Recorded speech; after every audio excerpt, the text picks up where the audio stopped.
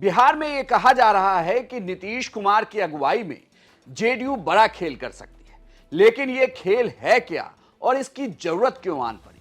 हालांकि जब आप जेडीयू के टॉप लीडरशिप से ऑफ द रिकॉर्ड बातचीत करेंगे तो वो कहेंगे कि बिहार में जिस तरीके का मैंडेट मिला है उसके बाद तो यहां जरूरत ही नहीं कि कोई खेला हो। लेकिन फिर भी कहा जा रहा है कि ये रेस नंबर 1 की। अब नंबर 1 की रेस क्या है? बिहार में दरअसल बीजेपी को 89 सीटें आई हैं, 89। वहीं जेडीयू को सीटें आई हैं 85। सिर्फ बीजेपी से 4 सीटें कम, वो भी तब जब दोनों पार्टियां 101 और 101 सीटों पर चुनाव लड़ी। लेकिन अब कहा जा रहा है कि बीजेपी की ये इच्छा है कि नीतीश कुमार के मुख्यमंत्री रहते हुए जेडीयू एक बार बिहार की नंबर 1 पार्टी बन जाए, यानी कि बीजेपी से ज्यादा उसके पास विधायक हो जाए। लेकिन यह संभव कैसे है? क्या यह होना संभव है कि बिहार में इस तरीके से खेला हो जाए? कहा यह जा रहा है कि जेडीयू इसके लिए अलग अलग स्तर पर काम कर रही है, लेकिन इसमें थोड़ा वक्त लगेगा। लेकिन यह भी कहा जा रहा है कि मकर संक्रांति तक क्या पता कि खेल की पूरी पटकथा ही लिख दी जाए। दरअसल यह कहा जा रहा है कि जो बीएसपी के एक विधायक हैं वो जेडीयू में शामिल हो जाएंगे। इतना ही नहीं, आईपी गुप्ता ने जिस तरीके से राज्यपाल के अभिभाषण का जवाब दिया, उनके उस बयान को सुनने के बाद भी यह कयास लगाया जा रहा है कि उनका मन तो डोल रहा है, बस एक सही ऑफर की जरूरत है।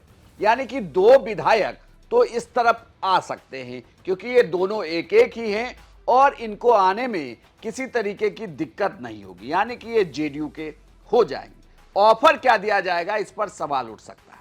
यानी कि अगर आप जेडीयू के 2 में 2 और विधायक को जोड़ें तो ये संख्या होती है 87। अब यहां से असली खेल शुरू होता है कि अब ये बात 87-90 में कैसे बदले।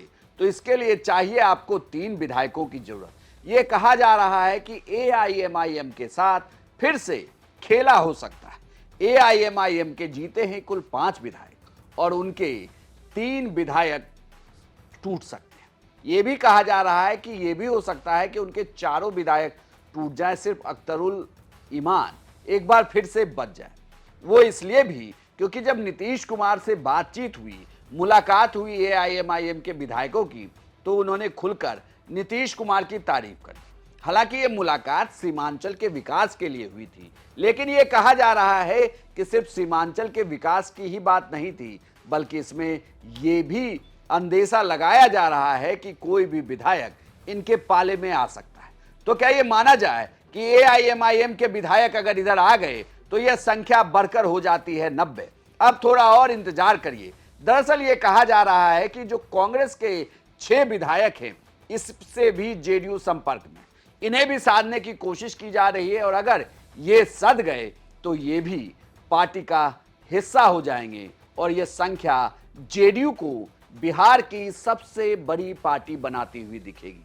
यानी कि जो जेडीयू की मंशा है, भले ही बिहार में उसकी जरूरत नहीं, लेकिन वह उसे पाना चाहती जरूर है। दरअसल इसके संवैधानिक फायदे भी।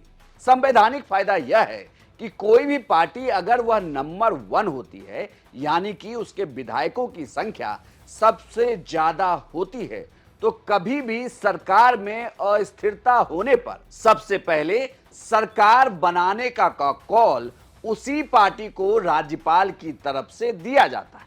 यानी कि जो नीतीश कुमार पर बीजेपी का दबाव है, वह दबाव कम होगा और फिर जेडीयू उस दबाव को हटाने के बाद इससे निपट पाएगी कि जिस तरीके से बीजेपी ने हाल के दिनों में बिहार में जेडीयू से कई सारे महत्वपूर्ण विभाग लिए हैं, शायद आने वाले भविष्य में उसे बैलेंस किया जा सके।